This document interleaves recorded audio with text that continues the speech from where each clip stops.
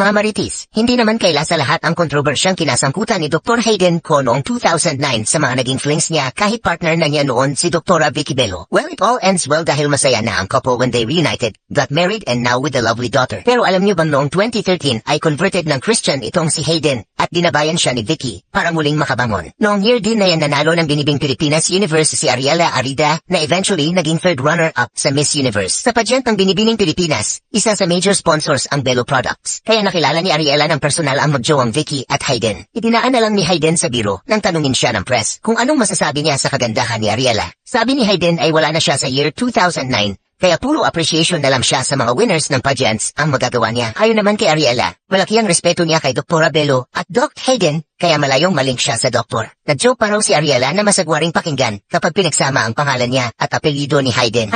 #joke lang, #Mrs. Ariela Aridaku, #Hayden to #Vicky Bello.